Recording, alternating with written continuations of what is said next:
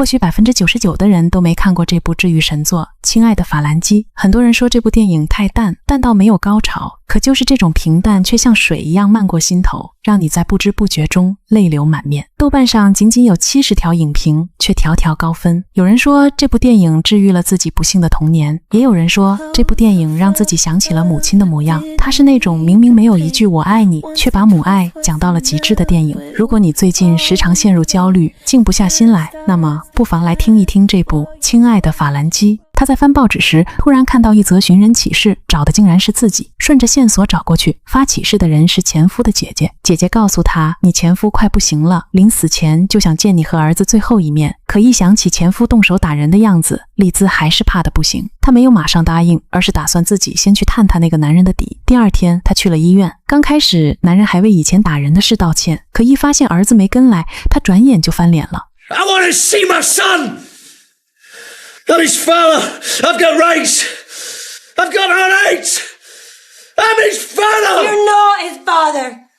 He's got a different father now, a real father. A kind, gentle man of a father who teaches him to throw stones across the water. You could never be his father. I want to see my son. 丽兹转头就跑，她心里清楚，这个男人根本改不了。他说的那些话不是赌气，而是他真的给儿子找了一个温柔的假爸爸，而且只花了10块钱，为期1天的假爸爸。故事得从好多年前讲起。为了不让儿子被家暴的父亲伤害，丽兹只好带着孩子不停搬家。她和母亲一直守着一个秘密，只有年幼的儿子什么都不知道。她总是骗儿子说爸爸在很远很远的货轮上工作，回不来。可儿子太想爸爸了，老写信给父亲讲自己的心里话，但转头妈妈又悄悄去邮局把信全取了回来，然后假装一个好父亲开始回信。那些关于漂洋过海的传奇故事，全是他用心编出来的谎话。他拼命给法兰基塑造一个完美的父亲形象。 Dear Frankie, here's another stamp for your collection.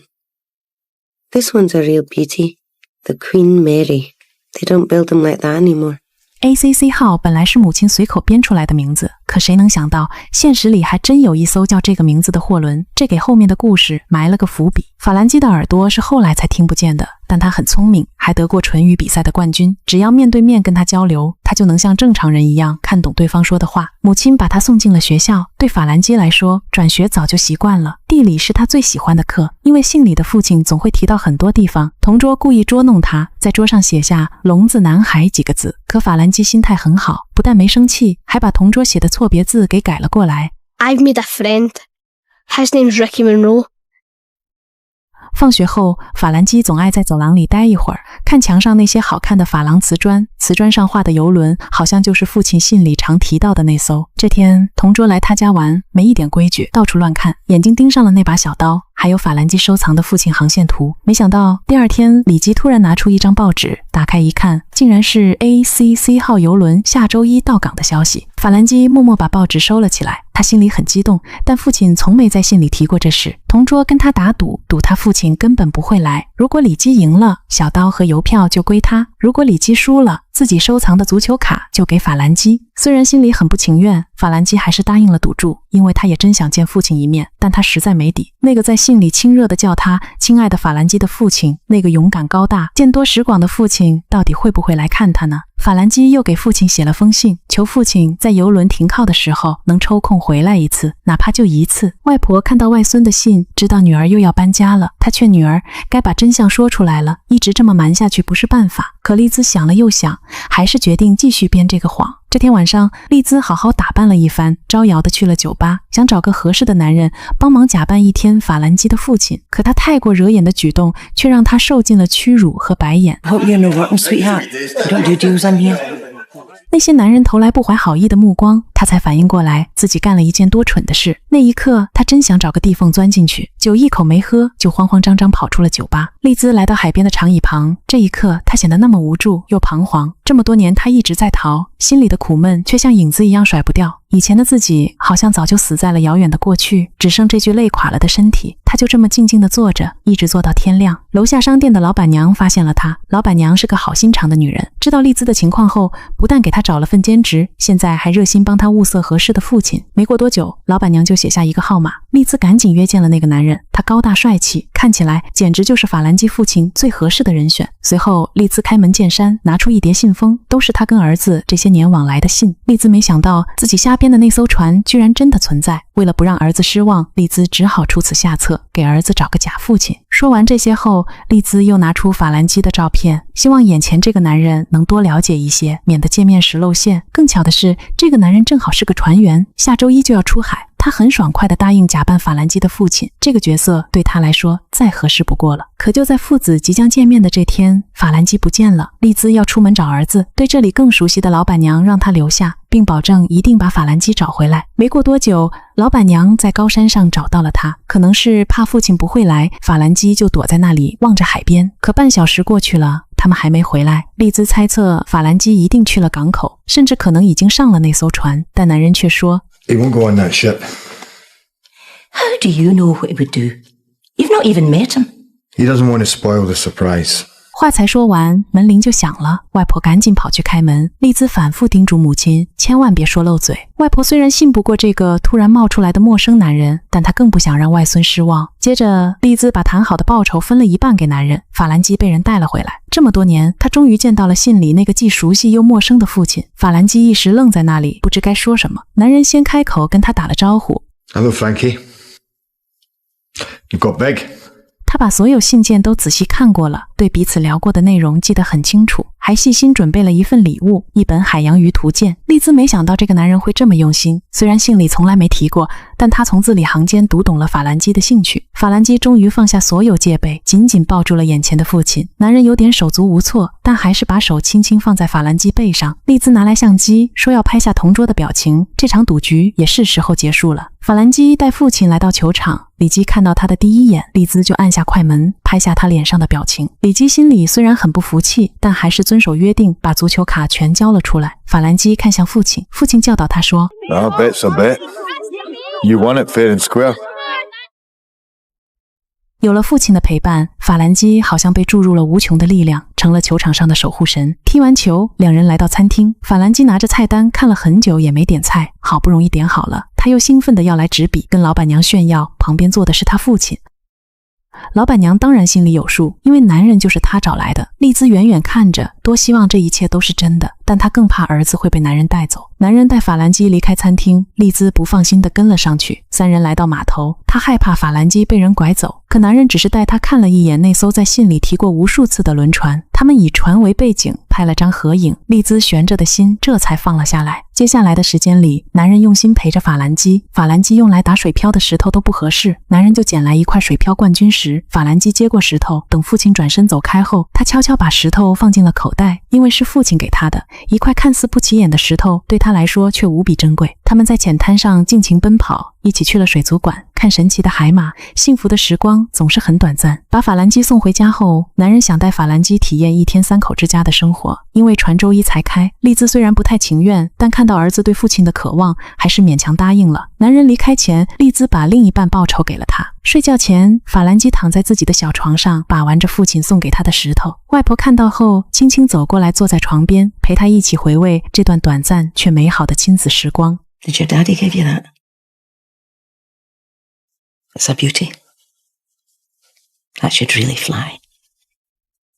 第二天，丽兹特意拾掇了一番，带法兰基去了码头，跟他的假父亲准时碰面。三人像真正的一家人，在山顶悠闲的露营，餐厅里一起享用美味，海边慢慢散步吹风。丽兹脸上终于露出那种久违的笑，虽然一切都是演出来的，但那份温暖和快乐却真实的不像假的。楼下老板娘热情招呼着，一家3口去了歌舞厅，厅里飘着舒缓又悠扬的曲子。法兰基的眼睛被台上拉琴的女孩勾住了，那是他同校的同学，也是他心里最好的朋友。有同学欺负法兰基，说他听不见，他总会第一个站出来替他撑腰。每次法兰基心烦意乱想不通的时候，他也总是耐着性子开导他，所以法兰基一直悄悄喜欢他。里基看到这一幕又动起了脑筋，他找上法兰基说再赌一回，赌他不敢请那女孩跳舞，赌注是法兰基手里的那张足球卡。父亲看到这一幕也跟着给他打气。 You do that, I'll get your mum up to dance. Deal.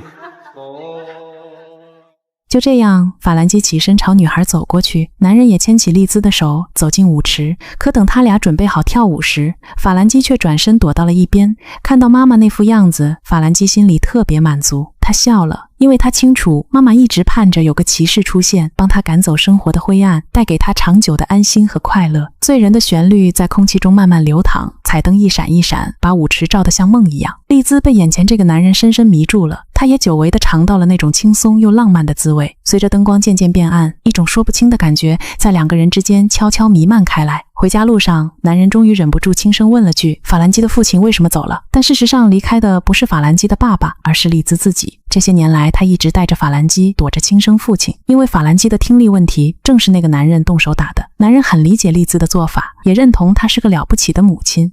Every time I write one of those letters, I promise myself it'll be the last one. Thought he'd lose interest in time. Just stop. But see, if he hasn't written for a couple of weeks, I'm the one egging him on, telling him to hurry up and write. It's the only way I can hear his voice.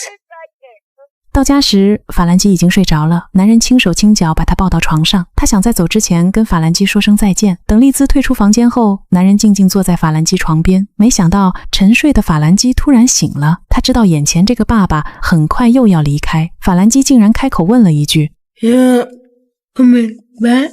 父亲的出现让他对日子有了盼头。他从床底下翻出一个小盒子，里面放着一只海马，那是他用心刻出来的。虽然不确定他还会不会回来，但他答应会一直陪着他。跟法兰基告别之后，丽兹把男人送到门口，面对马上就要到来的分离，两个人都没说话，只是认真看着对方的眼睛，好像时间在这一刻停住了。虽然只一起过了短短2天，但他们心里都已经对彼此有了感觉。可男人终究还是得走。法兰基敲了敲窗户，挥着手跟父亲说再见。这一别不知道什么时候才能再见面。丽兹还站在门口，心里一直想着刚才的事。她突然发现，原本说好的那份报酬被男人一分不少地塞了回来。之后的某天，丽兹在翻阅报纸时，突然看到前夫姐姐发出来的寻人消息，想起前夫那副蛮横不讲理的样子，丽兹干脆借着这次机会，下定决心要把守了那么多年的秘密彻底画上句号。I want to talk to you. It's very important. I got a message today from your dad. He's not very well, Frankie. He's very, very sick. But he says he wants you to know he loves you. Very much.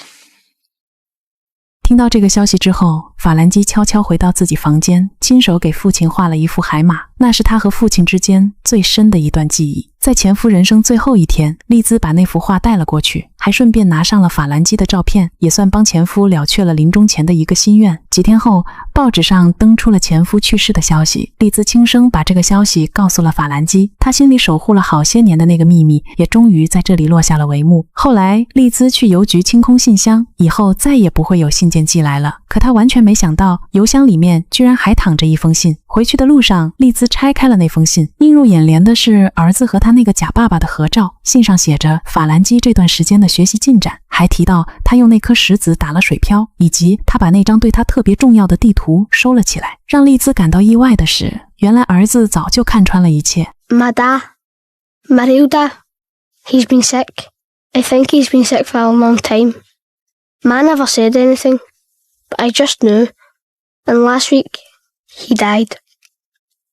I think Ma's very sad inside, but Marie says time's a great healer, and Ma's not to worry anymore, because she's still got me. Anyway, I've got to go now. My tea's ready. I hope it's not chips. I've had them 3 times this week. Maybe you'll come and see us one more time. Maybe next time you're ship docks. Your friend, Frankie. 法兰基懂事的令人心疼，他早就放下了对父亲的执念，也平静地接受了接下来要面对的日子。故事里，丽兹最后并没有和那个男人在一起，但在结尾的时候，丽兹还是向老板娘打听那个男人到底是谁。老板娘告诉她说，那是我的亲弟弟。哪怕电影里他们之间没有继续往下走，可我想在那之后，他们一定还会有更深的交集。至此，电影结束。丽兹不是那种传统意义上的完美母亲，她甚至还要靠谎言来维持儿子的幻想。而关于丽兹为何要撒谎，片中还有一个小细节，她也曾是一个缺失父爱的孩子。所以他才想用自己的方式尽量去完善法兰基的童年。但正是这种不完美，才让他显得如此真实而伟大。他让我们看到了普通女性身上那种最原始、最坚韧的生命力。为了孩子，我可以与世界为敌，也可以为你向世界撒谎。在这个快节奏的时代，我们习惯了用声音去争抢、去表达，却常常忘了最深沉的爱往往是静默的。就像法兰基听不见世界的喧嚣，但他听见了妈妈心跳的声音。电影通过小男孩法兰基特别的视角，让我们看到了人性里最美好的一面。法兰基几乎总是一个人待着，可他的内心世界从来不孤单。对他而言，我不说话，不代表我没看见，不代表我不爱，不代表我不难过，不代表我不在乎，更不代表我不感激。世界上有千千万万个法兰基，而他们真正想得到的，往往也只是父母至亲轻轻说出的那一句“亲爱的法兰基”。我是炎夏喵，一个专注冷门小众治愈电影的新人博主。在这个喧嚣的世界里，感谢你愿意停下来听我讲一个安静的故事。我们下期见。